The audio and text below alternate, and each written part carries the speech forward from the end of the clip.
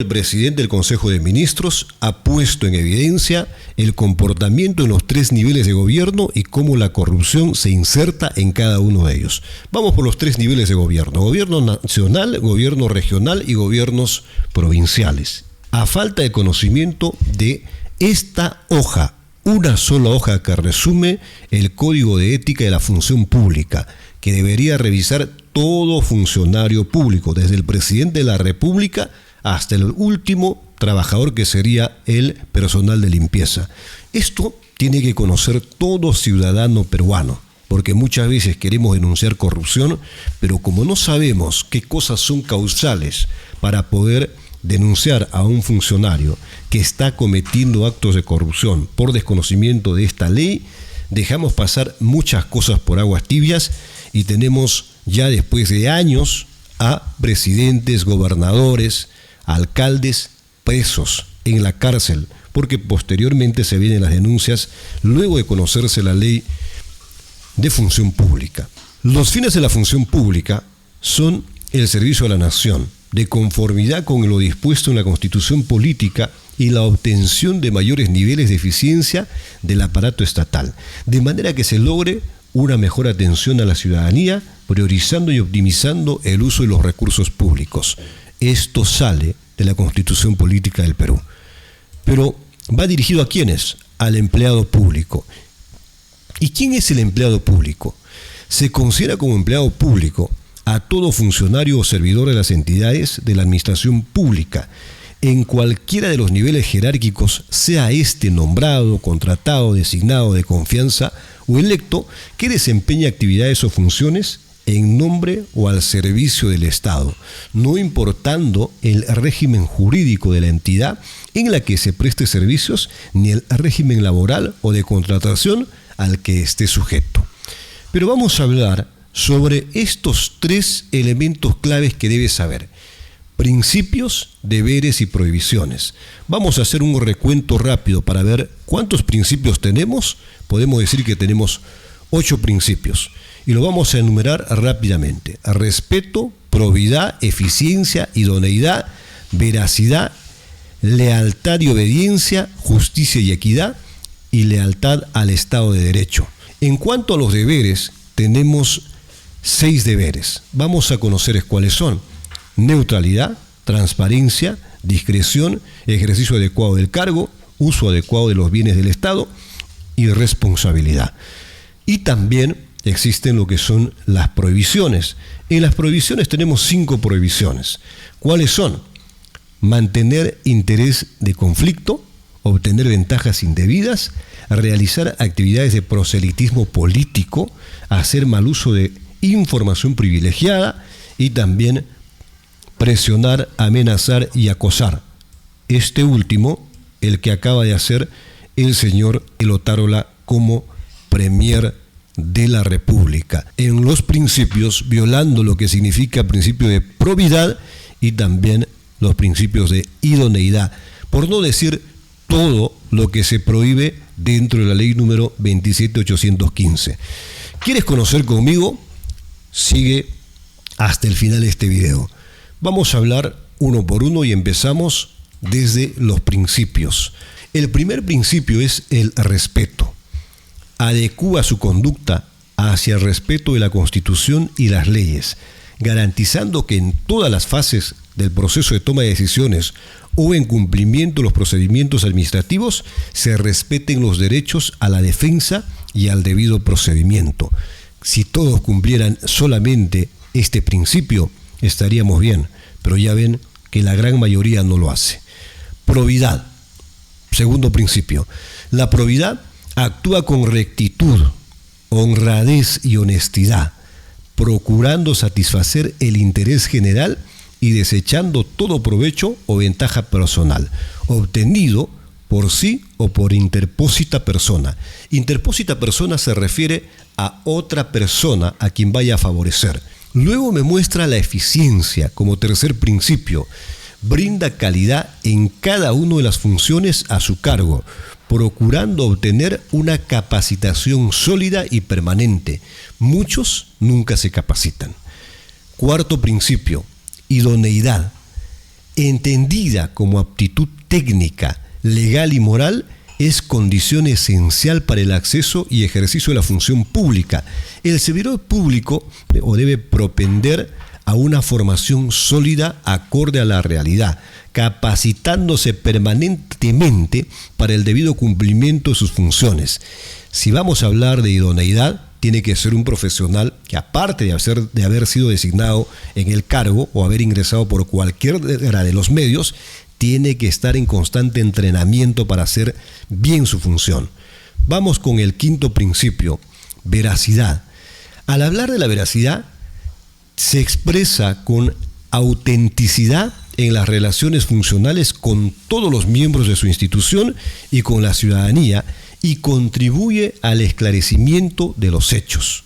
También vamos a hablar de el sexto principio, lealtad y obediencia. ¿A quién le debes lealtad y obediencia? Y esto es importante entender. No es que todo lo que te manda hacer el jefe lo tengas que hacer, sino hay ciertos puntos hasta donde tú puedes obedecer. Pero es importante remarcarlo.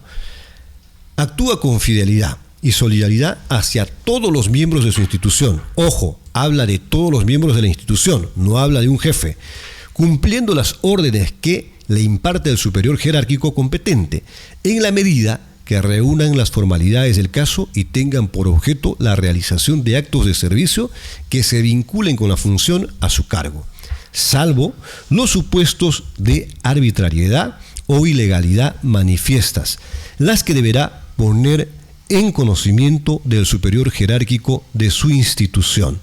Entonces, vamos a hablar del principio número 7, justicia y equidad. En este séptimo principio me dice claramente que tiene permanentemente disposición para el cumplimiento de sus funciones, otorgando a cada uno de los que le es debido, actuando con equidad en sus relaciones con el Estado, con el administrado, con sus superiores, con sus subordinados y con la ciudadanía en general. El trato debe ser igualitario para todos. De eso se trata este principio, el séptimo, que me dice justicia y equidad. El octavo y último principio.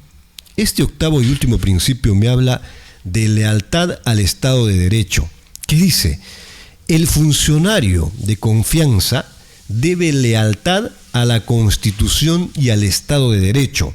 Ocupar cargos de confianza en regímenes de facto es causal de cese automático e inmediato de la función pública. Es decir, cuando no hay lealtad al Estado de Derecho, no hay que esperar que la señora Dina Boluarte, que el caso de Otárola, tenga que tomar acciones. Dentro de los deberes tenemos neutralidad.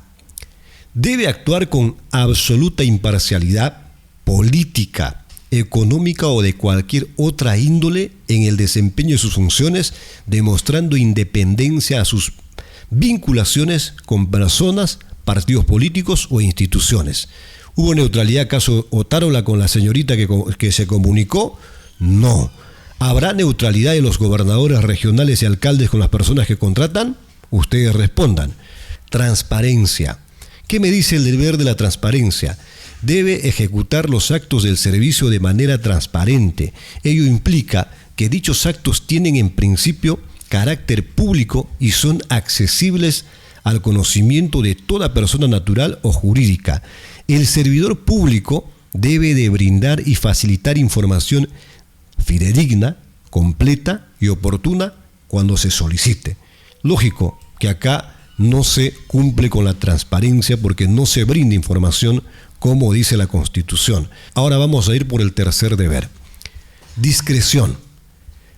Debe guardar reserva respecto de hechos, informaciones de los que tenga conocimiento con motivo o en ocasión del ejercicio de sus funciones, sin perjuicio de los deberes y las responsabilidades que le correspondan en virtud de las normas que regulan el acceso y la transparencia de la información pública.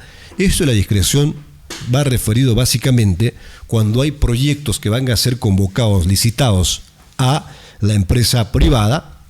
Muchos ya tienen adentro el gancho, amarran procesos de licitaciones, utilizan testaferros y violan este deber de la Constitución Política del Perú para las contrataciones con el Estado. Ahora vamos por el cuarto.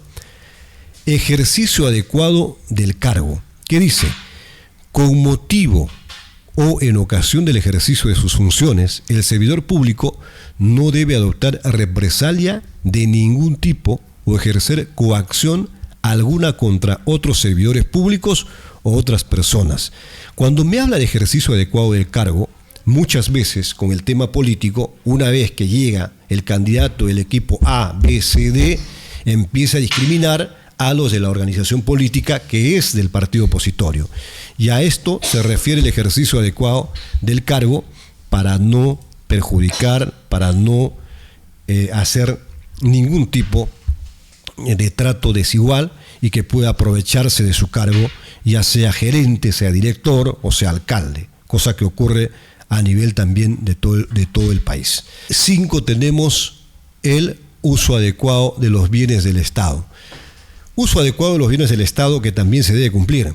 Debe proteger y conservar los bienes del Estado, debiendo utilizar los que fueran asignados para el desempeño de sus funciones de manera racional, evitando su abuso, derroche o desaprovechamiento sin emplear o permitir que otros empleen los bienes del Estado para fines particulares o propósitos que no sean aquellos para los cuales hubieran sido específicamente destinados.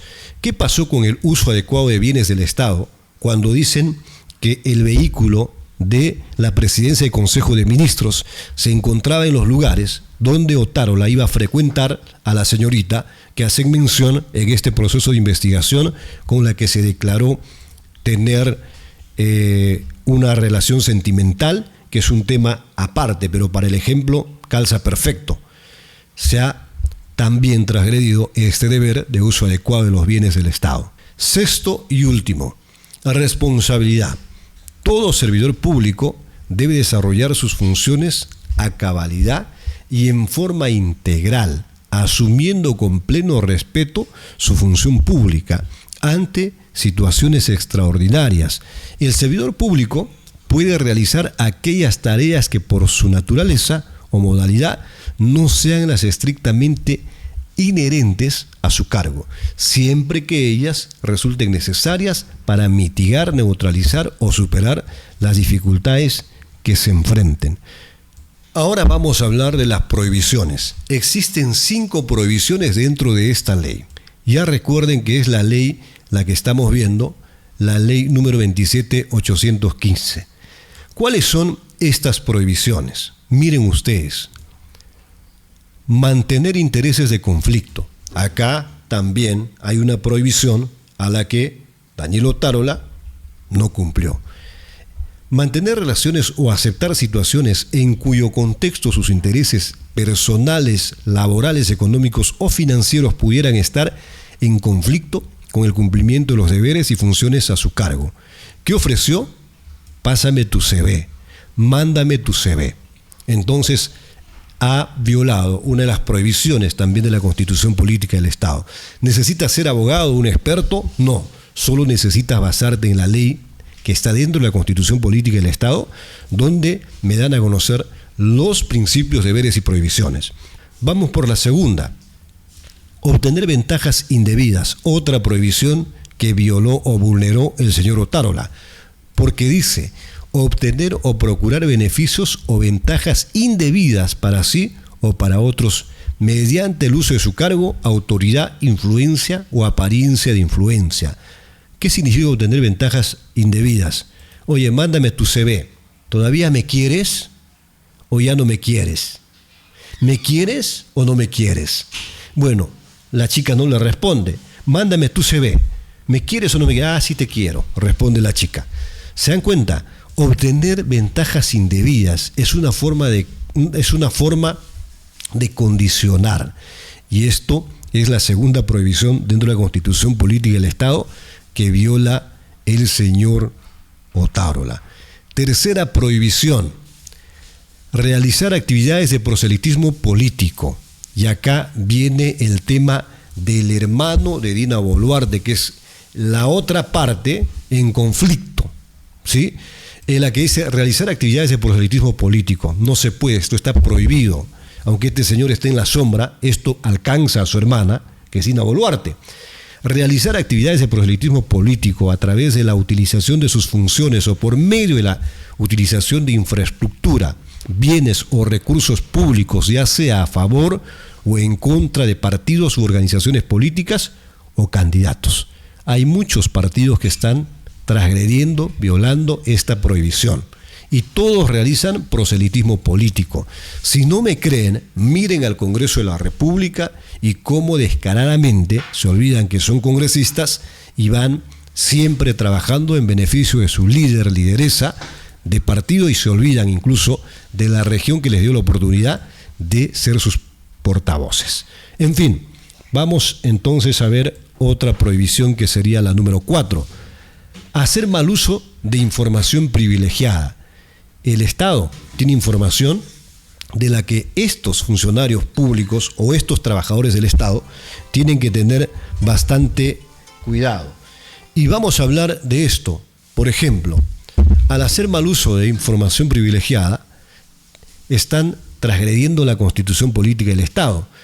Y esto tiene que ver con participar en transacciones u operaciones financieras utilizando información privilegiada de la entidad a la que pertenece o que pudiera tener acceso a ella por su condición o ejercicio del cargo que se desempeña, ni debe permitir el uso impropio de dicha información para el beneficio de algún interés. Entonces, ¿cuántos funcionarios públicos, cuántos gobernadores, cuántos alcaldes también a nivel de todo el Perú hacen mal uso de información privilegiada cuando se sientan con empresarios que financiaron campañas para que puedan ser ejecutores de principales proyectos?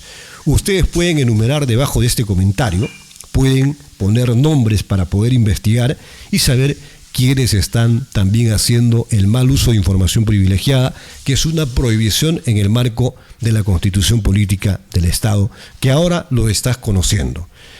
Y para terminar, tenemos la última prohibición, que sería la quinta: presionar, amenazar y o acosar. Otra de las prohibiciones que Tarola, en su condición de premier, utilizó cuando conversa con la señorita a la que le dice: ¿me quieres o ya no me quieres? Mándame tu CV. ¿Sí? Entonces, ¿qué dice claramente esta prohibición?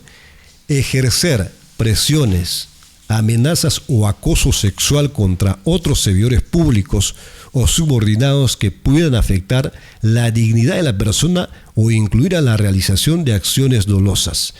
La chica le decía: no me siento bien ahora. Y él le decía: entonces, ¿cuándo nos vemos? Y los dejo a ustedes, que les gusta comentar estas cosas, para que puedan ampliar los comentarios. Cuando se incumplen estos principios, deberes y estas prohibiciones, la transgresión de los principios, deberes, obligaciones y prohibiciones genera responsabilidad pasible de sanción de acuerdo a ley, que puede ser amonestación, multa de hasta 12 unidades impositivas tributarias. La unidad impositiva tributaria es 5.150 soles el 2024 y cada año varía dependiendo cómo se mueve la economía nacional. E, destitución o despido. B, suspensión de resolución contractual. Con esto termino y les dejo esta gran herramienta para que ustedes puedan hacer un seguimiento estricto a las autoridades, funcionarios públicos, servidores públicos que no conocen el código de ética, que, como ustedes pueden ver, lo resumimos en una sola hoja, y esto responde a la Constitución Política del Estado.